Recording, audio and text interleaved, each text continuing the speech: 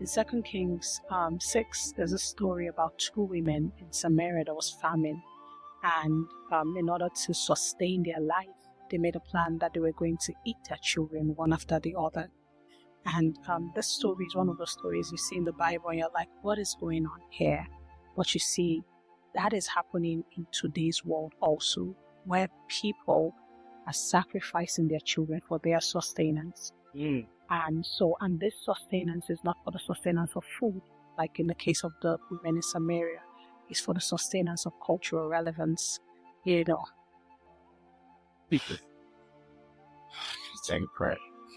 We talk. I need a break. I need to retire. So that they're not doing it for the sake of food today. Yeah. They're not like, I'm eating my child physically. Yeah. I'm sacrificing my child on the altar of cultural relevance. Yes. Break that down. So you see that one of the greatest attacks today is the attack on children and their femininity, their gender, whatever that is. And even in the educational systems, children are being educated with demonic curriculums. And all of these things are happening. And the parents who are supposed to be the guardians and the custodians and the protectors, many of them, because they need to flow with this new kind of, system, many people give in to the pressure and they don't fight against it. So many of their children are being swallowed up in this demonic cycle, and parents allow it because they want to remain relevant. They want to be able to say, you know what, I did not fight the new, I did not fight the trend, I am woke, I'm alive, I'm a part of this. And that in itself is because there's a kind of hunger on the inside of them. And so God is speaking to women who are hungry, but they are not going to the bread of life for food and sustenance. Rather, they are using their children as a tool of negotiation on demonic altars. And God says, I'm going to judge those mothers. He said, because I gave you the grace and the capacity to protect, to fight. That's one of the things about a mother, like Ezekiel 19. He said, who is your mother, O princess of Israel? Is she not meant to be a lioness? Why are the princes being taken into captivity? He says this is a lamentation and should be recorded as a lamentation when the mothers cannot rise up as lionesses. And so God says, I'm going to judge these mothers who negotiate with their children on demonic altars and do not protect them. Wow. So, I have so many questions, but for time, number 2. The second category of women that God is judging, he's judging Herodias. And you find Herodias in Mark chapter 6. And the less Nigerians among us call her Herodias. But okay. At first, Herodias. The term is just... It's more powerful, yes, absolutely. the term is flowing, Herodias. Herodias. From now on. Let's go to Herodias. Come on. Talk to me about Herodias. Yes. God is judging Herodias. Good God. Okay. Yes, and these are women who have power, authority, and connection to government. And they know that their voices are so strong that they can easily manipulate policies and decrees. But the thing is, Herodias, they target a certain group of people. They target John the Baptist. And so when her daughter came to her and said, hey, I have influence with the king, what should I ask for? She said, asking for the head of John the Baptist. John the Baptist represented a new day, a movement, the word of the Lord, the fire of God. He represented the ability to oppose, demonic systems in government. And so Herodias says, come for the head of revivals. They come for the head of movements. They come for the head of, spiritual awakenings. And they do it through government and their connections to positions of influence. And how does that differ from a gold digger? Because this lady was seductively enchanting the government powers to permit this moral freedom fighter called John the Baptist to basically victim and get his head chopped off. Mm-hmm. How does she differ from a gold digger? Is she a gold digger? Is she a sugar? Is she looking for a sugar daddy? I mean, I just want to put her in the tent so when the bullet flies to her, they know who the bullet's coming for. Exactly. I mean, the gold digger is a different kind of evil from the Herodias. The gold digger is all about their own good, their prosperity, their increase. They want to flaunt it on Instagram. They want to let their enemies know that they have prospered. But that's not Herodias. Herodias is very intentional, very strategic. The reason why she's going for the power is that she will use it to shut down the voice of the church. And so she's going for the head of any movement that provokes fire underneath the government. Wow.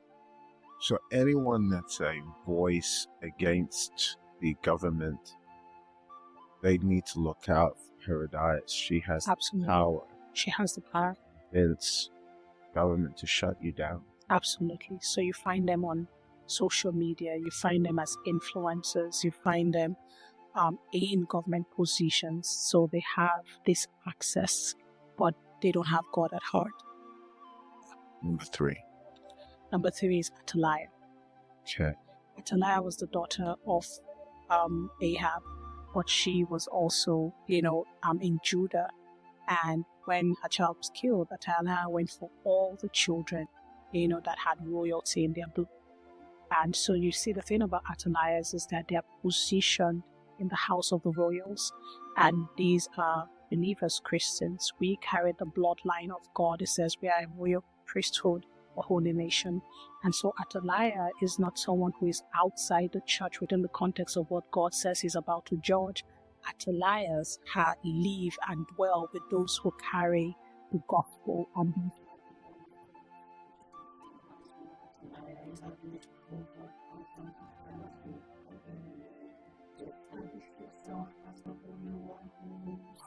so you find this in a lot of Christians, and you find this in a lot of women.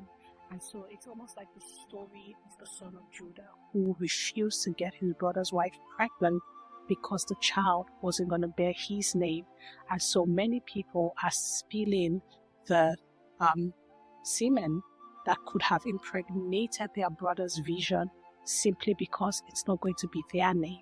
So God is judging Athaliahs who are killing others simply because it's not going to be to your glory, and you want to establish yourself as the only woman, as the only voice. And so God says, I'm coming for you because you had the capacity to grow that person's vision. You had the ability to sustain that life, but rather you killed them all simply because you wanted yourself and the bloodline of your vision to be the only thing established.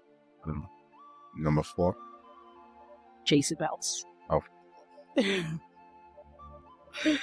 God says, I'm going to judge Jezebels. I'm judging Jezebels in the nation. I'm judging Jezebels in the generation. And the thing about the spirit of Jezebel is that the spirit of Jezebel kind of looks like a prophetic. She has a voice that is heard, a voice that is received. She has access. Yes, and very accurate. She has access to the spirit realm. And Jezebel also has the ability to appeal to the people. She has the ability to, create a sense of everything about her is captivated. But the thing about Jezebel is that Jezebel never allowed the order and the government of God to be established. But most especially, Jezebel takes authority away from the man and takes authority away from the true rulers. And Jezebels position themselves as the only voice. And God says, I'm bringing order back into my kingdom. And teaching my women what it's like to be meek, which is strength under subjection. And God says, in the season that is coming, I'm going to deliver my people from the Jezebel spirit. He says, because all of this grace is meant to be used for the kingdom of God, and it has been perverted for too long by the Jezebel spirit. And God says, you're going to see in the coming season where those who have positioned themselves have preached a contrary gospel to the gospel of Christ. He says, I'm about to judge them. I'm going to judge them in the church. I'm going to judge them in the world. He says, and I'm going to raise the true image of what it means to be a woman in authority. Wow. And finally, number 5. The witch of Endor. Witch of. Absolutely. And the Lord said this to me. He said, because there's a back door that has been opened in this generation. And he says so many people in this generation are looking for answers, and they know it's not in the peripheral, it's not in the world. They know it's in the spirit, but they just don't know how to access God, or they don't want to access God in their rebellion.